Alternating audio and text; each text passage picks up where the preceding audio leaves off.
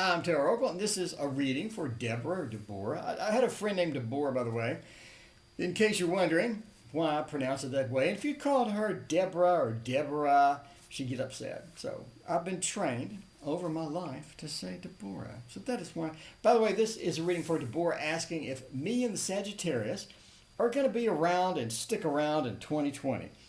And that we have a bunch of negative cards here, but we're sort of coming into an ending that's more positive.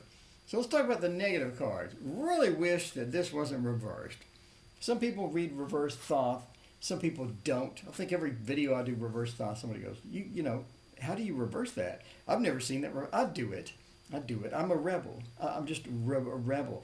By the way, this is for entertainment purposes only. Speaking of being rebellious, entertainment purposes only. Please don't make any life decisions, relationship decisions, money based upon a fat man on YouTube reading tarot cards. I'm just saying, use your better judgment. With that said, we have some emotional challenges around the middle, around the midsection of this thing. So what happens is basically, I don't see any big fighting cards or big fights erupting or anything big or anything major. I don't see a tower. I mean, I don't see the Five of Swords. I don't see a bunch of things that I would normally see with a big challenge of relationships. I just see a dwindling of emotional connection. A dwindling of emotional connection. Things just aren't as heated. Things just aren't maybe as passionate. Things just aren't the way they used to be. And we like it to be the way it used to be. We like that honeymoon period. We like that strong connection that we have with other people, etc. And that just sort of dwindles away. The blended pleasure really points to that dissatisfaction with how things are and a wish for how things used to be. We have these memories of how things used to be. Sounds like a sort of start of a song. But we do have the memories of how things used to be. And we want that back. We want that back. But we can't have that back because things change. People change. People adjust. People are different people today than they were yesterday. And they're going to be different tomorrow.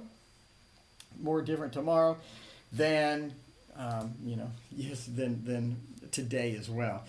And that blended pleasure points to that dissatisfaction with, or that disconnect with emotions. And that sort of hit as far as the next card's concerned as well, which is sort of this loss of that beautiful flow of water, that beautiful flow of that connection that just sort of dwindles over time. And we see, excuse me, and we see that dwindling of emotional connection is the bottom line that we have here. And the peace that we had, that environment that we had, that we really enjoyed, to where we had the communication, has been torn up a bit, and we really need to get that back, or we really need to sort of find that connection again. It's going to be difficult. It's going to be difficult.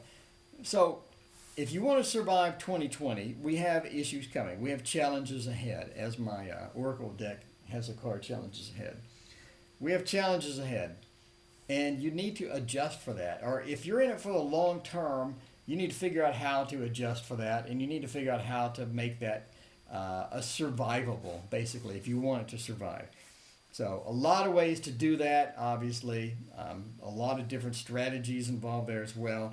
The last two cards point to options and balance. What I mean by options and balance is we could have either more relationship options coming, which you could easily read this as more relationship options coming.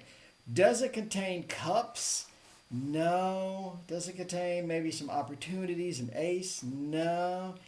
Does it contain balance? Yes. Does it contain maybe choices? Maybe we can reach out for choices with earthly matters, which obviously could point to 1,000 different things amongst the other cards. I'm seeing two situations are possible. One is you have more relationship choices.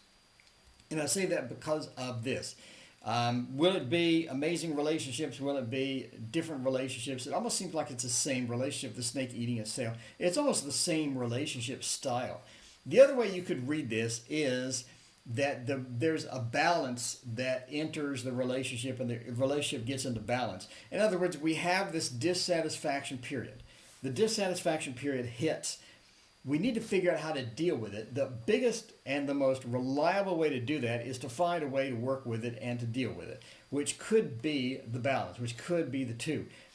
The other option is that you could have other opportunities or choices, which again is the two, which is the two. So either there are more relationship opportunities coming or you find a way to deal with this.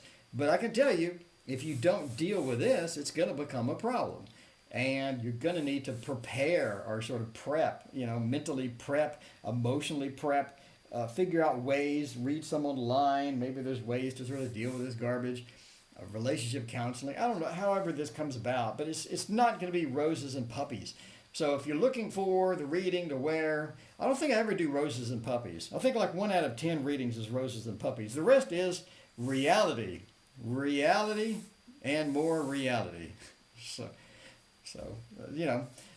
Again, not bad news. Things you need to deal with, things you need to figure out. Again, I don't see any bad cards. I don't see any wonderful cards. I see these 2 cards ruining the spread, basically. These 3 cards ruining the spread.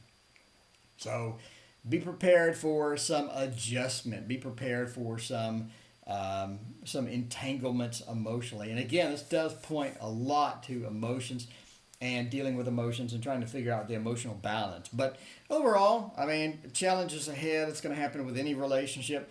And I assume that you're asking the question because you already are here. I'm going to make this assumption. I'm making this assumption. If you're having a great relationship, you would not ask a random dude on YouTube, will me and the Sagittarius be together by the end of the year? Because I think you see something coming like this or it's already here. So this could be a redundant reading. Let us know in the comments. I greatly appreciate your donation, by the way. And good luck with all of that. Please hit like and subscribe. I appreciate everyone watching me. And we'll be streaming tonight. See you then.